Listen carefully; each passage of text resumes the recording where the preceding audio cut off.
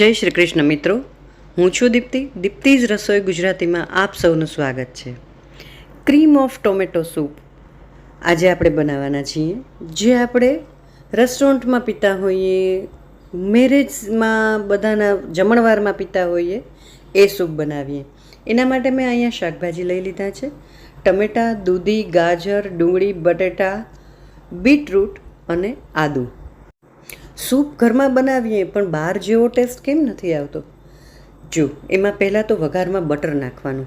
આપણે તેલ, ઘી એ નાખીએ ને તો એ ફ્લેવર ન આવે. જીરું નાખશું, તજ, લવિંગ નાખશું, તમાલપત્ર, મરી ભૂકો ન હોય તો આ પાવડર હોય ને તો પાવડર પણ પછી નાખી શકાય. હવે એક ચપટી હિંગ નાખી દઈશું અને એમાં ડુંગળી સાંતળી લેશું. ડુંગળી સાંતળી અને પછી આપણે ધીમે ધીમે જે બધા કડક વેજીટેબલ્સ છે એ નાખશું. દૂધી, બટેટું અને દૂધી અને ગાજર, આ ત્રણ છે ને એ થોડું થિકનેસ આપશે. ટોમેટો સૂપ છે ને એ ક્યારેય એકલા ટમેટાનો ન હોય, બહુ જ પાતળો. પછી એને ઘટ કરવા તમારે કોર્નફ્લોરની સ્લરી કે કાંઈ પણ નાખવું પડે. મેંદો છે શેકીને એ કાંઈ નાખવું પડે. એના બદલે તમે વેજીટેબલ્સ નાખો ને તો એ સૂપ હેલ્થ માટે બહુ સારો લાગે અને એ બહાને થોડાક વેજીટેબલ્સ જાય, બરાબર ને?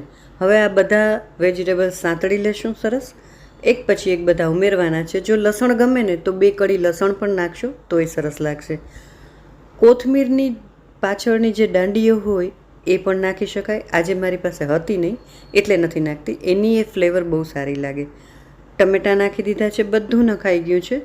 હવે એમાં માપ પ્રમાણે પાણી નાખી દઈશું. વેજીટેબલ્સની થોડું ઉપર રહે એટલું પાણી આપણે એમાં નાખી દઈશું. હવે ઢાંકણ બંધ કરી 3 થી 4 વિસલ વગાડી લેશું, કારણ કે બટેટા, બીટરૂટ એ બધાને પાકતા વાર લાગે છે. હવે જો અહીંયા કુકર મારું ઠરી ગયું છે, ખોલીને જોઈએ તો બધા વેજીટેબલ્સ એકદમ સરસ બાફી ગયા છે. હવે એને આપણે એક બ્લેન્ડર જારમાં લઈ લઈશું અને એકદમ ફાઇન પીસી લેશું. આમ તો સૂપ પીવાની મજા શિયાળામાં આવે, પણ ઘણા ટાઈમથી રિક્વેસ્ટેડ વિડીયો છે, ઘણા ટાઈમથી કોઈએ મને ક્રીમ ઓફ ટોમેટો કેમ બનાવવો એની રિક્વેસ્ટ કરી હતી, એટલે આજે લઈને આવી છું. આમ તો સૂપ ગમે ત્યારે મજા જ આવે. સૂપને મેં બારીક પીસી લીધો છે. હવે એને એક ગળણાથી આપણે ગાળી લેશું. જાડો ગળણો હોય ને એટલે એમાંથી ગાળશું એટલે થોડું પલ્પ પણ આવે. ઘણીવાર આપણને ફૂલ જમવાની ઈચ્છા ન થાય, પણ ત્યારે આ સૂપ બહુ કામ આવે. એટલું સરસ મોટો એક બાઉલ ભરીને તમે પી લો એટલે ફિલિંગ લાગે. આ ગાળવાની પ્રક્રિયા છે ને એ ખૂબ જરૂરી છે. એનાથી શું છે કે કદાચ બીટરૂટના કે કોઈ પીસ રહી ગયા હોય તો એ નીકળી જાય, ટમેટાની જે છાલ હોય એ બધું નીકળી જશે, કચરો નીકળી જશે અને એકદમ સ્મૂધ ક્રીમી કન્સિસ્ટન્સીનો આપણો સૂપ રેડી થઈ જશે. હવે એને એક વાસણમાં લઈ અને એને 1-2 ઉફાળા આવે ને ત્યાં સુધી આપણે એને ઉકાળવાનો છે. સૂપ ઉકાળવાથી એકદમ સરસ એના બધી ફ્લેવર રિલીઝ કરશે, એટલે ઉકાળવો ખૂબ જરૂરી છે. હવે આ બધું બાફતી વખતે મેં થોડું મીઠું નાખ્યું હતું. અત્યારે ચાખી અને મીઠું એડજસ્ટ કરી લેવું અને થોડો મરીનો પાવડર આપણે નાખશું. બસ પછી તો આમાં કોઈ બીજા મસાલા ઉમેરવાની જરૂર જ નથી. ફ્લેવર માટે આપણે તજ, લવિંગ, બે લીફ એ બધું નાખી જ દીધું છે. એકદમ સરસ ઘટ આપણો સૂપ છે ને એ રેડી થઈ જશે. આમાં મેં અહીંયા આટલા વેજીટેબલ્સ ઉમેર્યા છે. તમારે બ્રોકોલી, મશરૂમ કાંઈ પણ ઉમેરવું હોય એ ઉમેરી શકાય.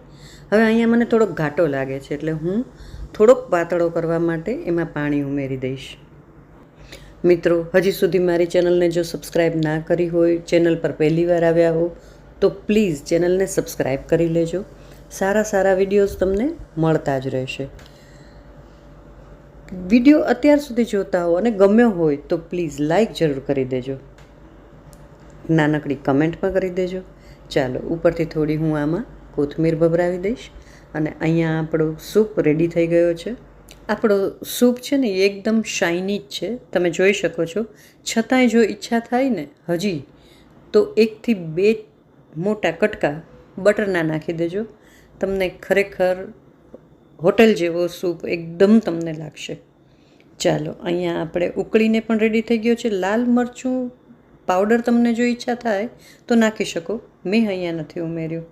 હવે આપણે આ નામ દીધું છે કે ક્રીમ ઓફ ટોમેટો, તો ક્રીમ નાખવું જરૂરી છે. સર્વ કરવા ટાણે તમે ઉપરથી કોઈ પણ કંપનીનું ફ્રેશ ક્રીમ યુઝ કરી શકો. ઉપરથી ક્રીમથી ગાર્નિશ કરશું અને આપણો સૂપ એકદમ પીવા માટે તૈયાર છે.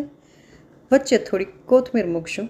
તો આજની આ સૂપની રેસીપી તમને કેવી લાગી ને મિત્રો એ મને કમેન્ટ કરીને જરૂરથી જણાવશો. જો સારું લાગ્યું હોય તો વિડીયોને લાઈક અને શેર જરૂર કરજો. હજી ગરમી છે, થોડી ઠંડક થશે ને પછી નવા સૂપની બહુ મજાની રેસિપીઝ આવતી રહેશે. આજના વિડીયોમાં ફક્ત આટલું જ. ફરી મળીશું નવા સબ્જેક્ટ સાથે, નવા વિડીયો સાથે. ત્યાં સુધી થેન્ક યુ.